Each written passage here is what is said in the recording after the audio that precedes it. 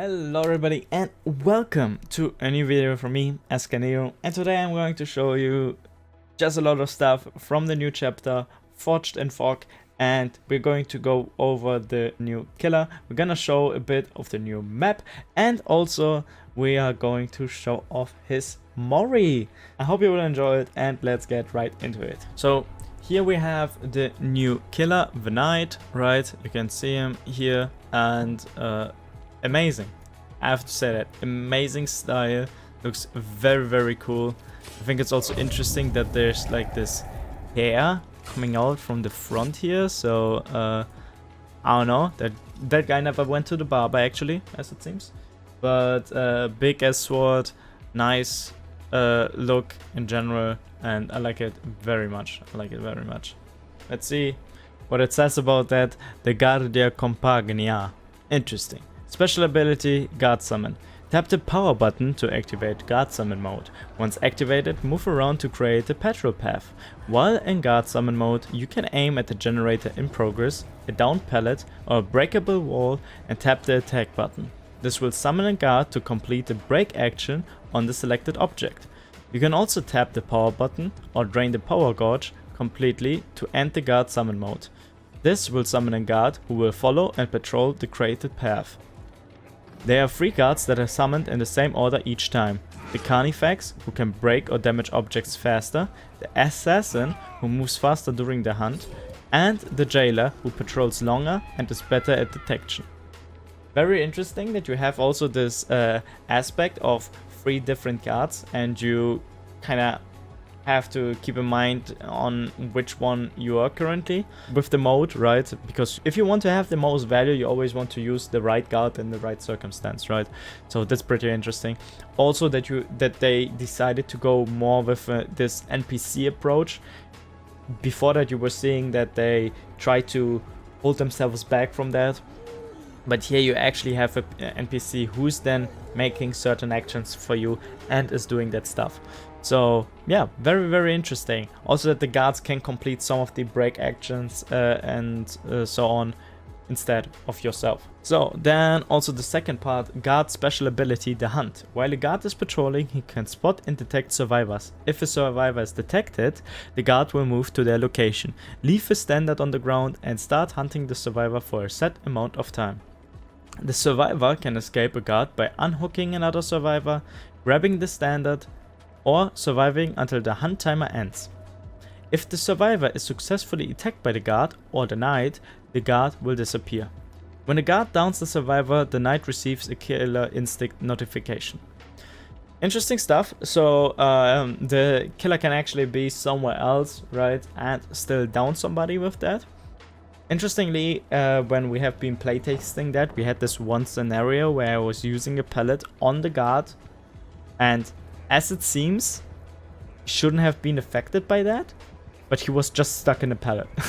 He didn't move. I can imagine that was a bug. Maybe it was intentional because the guard can't move then anymore because he's in an object, but I don't think that would make much sense. So strange stuff then. But yeah, you have this NPC who is then doing this attack for you, who's spotting, detecting, and so on and so on.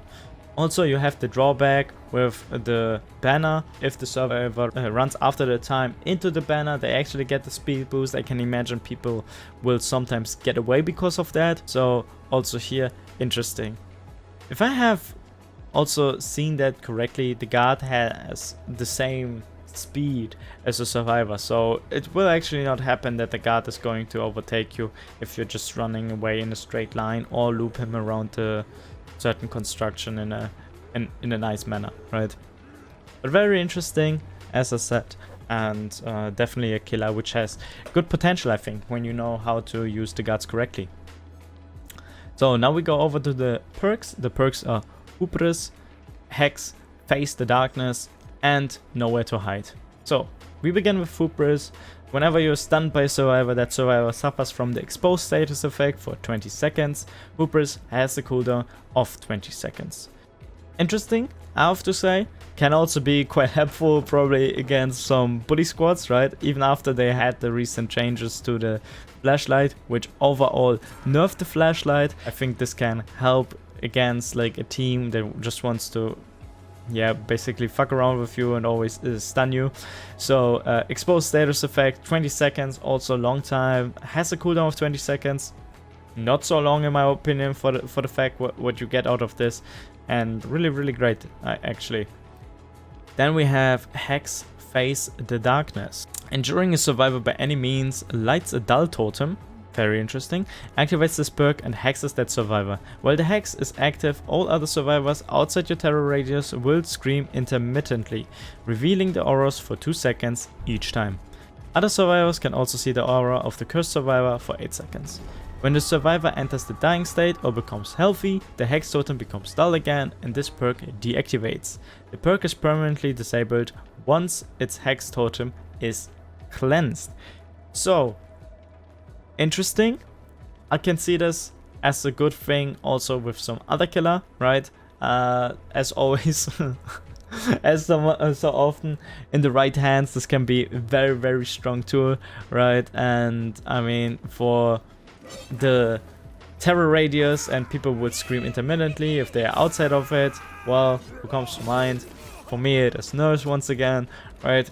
She teleports them to the next one because through the scream she knows where they are and can snowball even harder. But this is also again like a skill thing, because you need to actually get to this point and then reach the survivor who was also then screaming, right?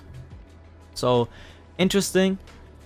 Great addition, I think. Another hex will be also interesting as in some other hex combinations that you can actually have, right?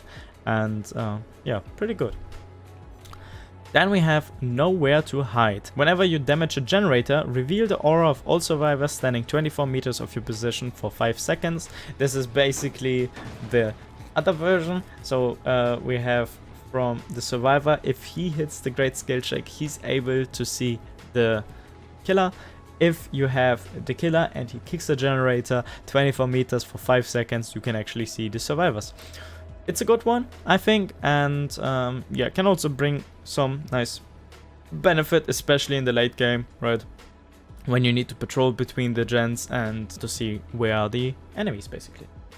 So, overall, good additions, great perks, beautiful killer, really. I mean, the design-wise, amazing, and also they have made great changes to the new map, and you can see different palettes, you can see a different basement. It is some fresh air, I would say, and I think they have improved on a lot of stuff.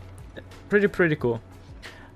I have to say they also need to check some of the bugs. We had the problem that one of the banner was, for example, just standing around even though there was no guard anymore, or that we were able to get a guard stuck in a pallet even though the guard, well, yeah, the guard should probably be able to fly through it. I don't know what it was, but very interesting, very interesting.